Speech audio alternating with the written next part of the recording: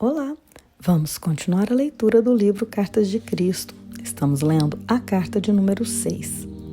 Essa é a verdade por trás do partir o pão e beber o vinho em minha honra, de minha vida e meus ensinamentos. E como você que está lendo esta carta sabe, tudo que o meu Pai me revelou em minha última noite na terra se cumpriu.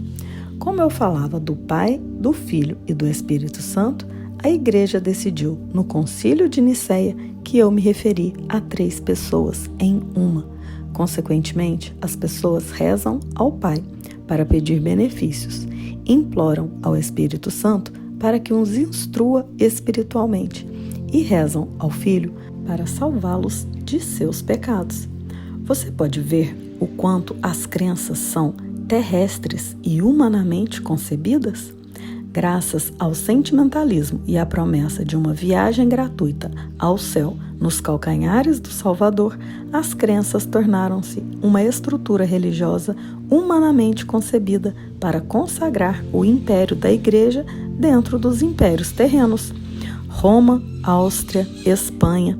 As crenças foram o pretexto para a tortura sistemática, a morte na fogueira e a execução dos dissidentes.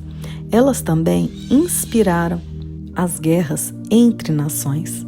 Porém, a percepção espiritual e a criatividade também surgiram de algumas dessas crenças e contribuíram muito para a existência nestes 2 milênios. Essas crenças motivaram a construção de catedrais e igrejas, monastérios e conventos, dando às pessoas um propósito estável, a habilidade de expressar seus dotes artísticos e fornecendo trabalho para os menos talentosos. Elas também permitiram a milhões de consciências acessarem os reinos mais elevados de belos pensamentos e amor. Além disso, foram o ímpeto por trás do misticismo e a iluminação das almas espirituais que chegaram a ver a realidade que estava oculta por trás das crenças.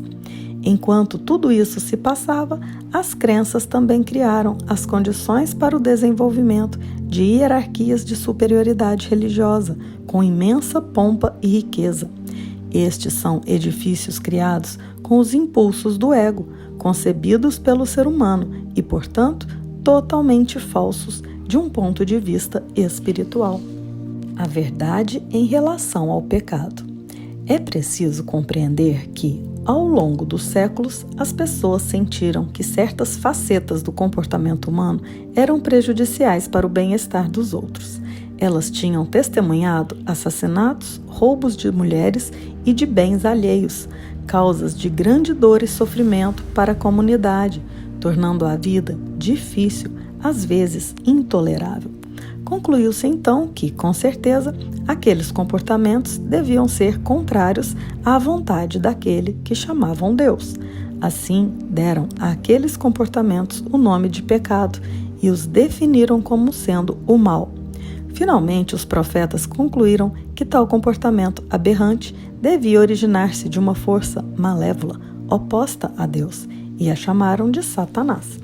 As pessoas ameaçaram e castigaram umas às outras, na crença de que os pecados eram maus e de que seu Deus castigaria os homens pelas maldades contra os outros. Até hoje se pratica este comportamento nas igrejas. Os líderes religiosos tentam controlar as pessoas pelo medo. O conceito de pecado contra Jeová, o eterno e infinitamente poderoso Criador, era um hábil e poderoso método de controle das pessoas. As crenças da igreja são uma trágica farsa de tudo o que tentei ensinar às pessoas na Palestina. Moisés foi o primeiro que consagrou a crença no pecado e no castigo, na forma dos 10 mandamentos. Moisés disse que Deus deu a ele os 10 mandamentos e que, se os israelitas os desrespeitassem, teriam que sofrer o castigo. Em alguns casos, isso significava a morte por apedrejamento, e ensinou que, se desrespeitassem as leis, estariam pecando contra seu Deus. A verdade exata é que Moisés foi ao monte para rezar, pedindo um meio para controlar os israelitas rebeldes. Em resposta àquela oração, recebeu por inspiração os 10 mandamentos, dados a ele para ajudá-lo em sua tarefa de dirigir os israelitas sem perigo em sua jornada no deserto, com o menor grau de confusão. Religiosos aceitam e creem de todo o coração em um Deus que, segundo dizem, instruiu Moisés a engajar-se em comportamentos agressivos e massacres ao conquistar a terra prometida.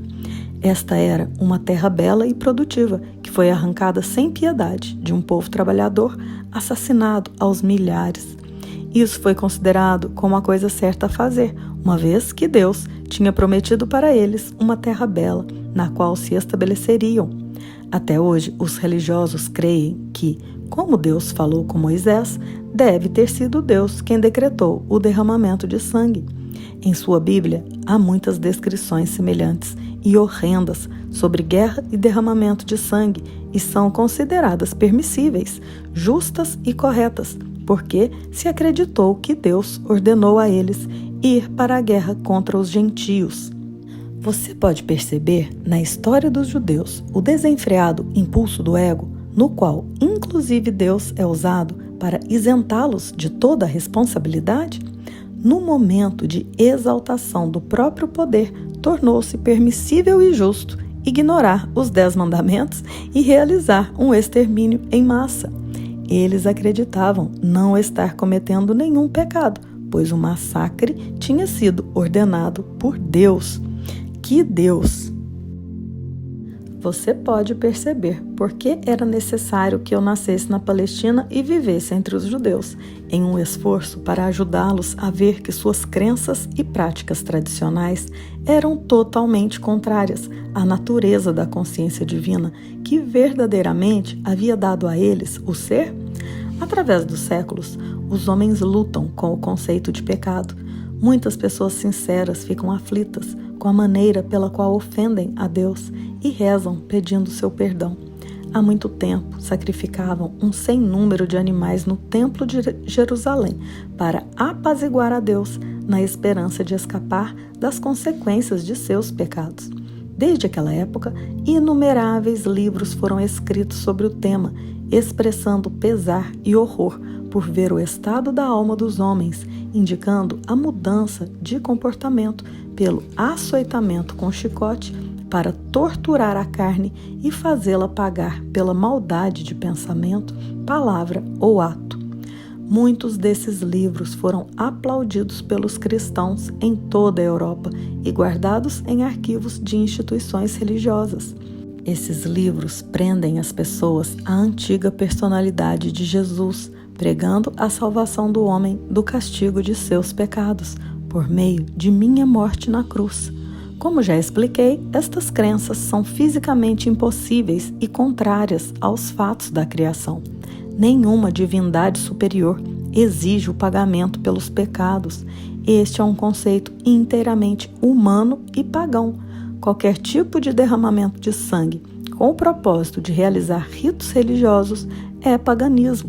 O que a Igreja Cristã tem apresentado aos seus seguidores é uma versão glorificada do paganismo.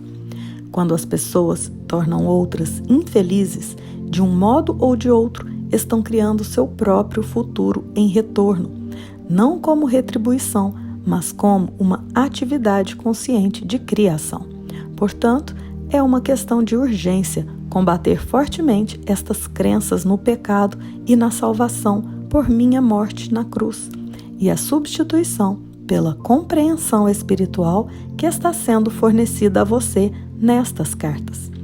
Antes de abandonar o assunto de doutrinas religiosas, quero deixar claro que, através dos tempos, alguns buscadores espirituais na Igreja Cristã purificaram suficientemente sua consciência para adquirirem uma forte consciência do poder que eles chamam Deus e acabaram por reconhecer que a Igreja não ensina a fonte do ser. Porém, somente uns poucos evoluíram espiritualmente o suficiente para irem além dos parâmetros das crenças religiosas e sentirem o influxo do poder, uma vez que a grande maioria das pessoas só pode conceber a verdade por meio de uma terminologia terrena. E vamos parando por aqui. vamos meditar sobre esta ideia de pecado, de que é necessário alguém pagar o preço pelos pecados dos outros.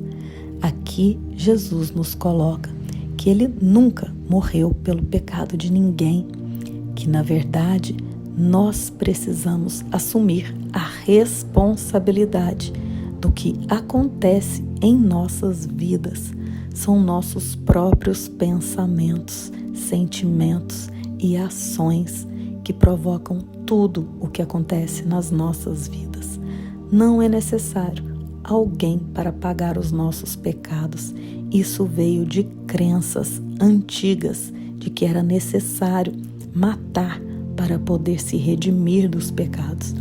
E isso não é o que o Pai Criador quer para nós, e sim a nossa completa entrega em amor, em reconhecimento da nossa unidade em Cristo com o nosso Pai Criador. E logo estaremos juntos para continuarmos a leitura desta carta.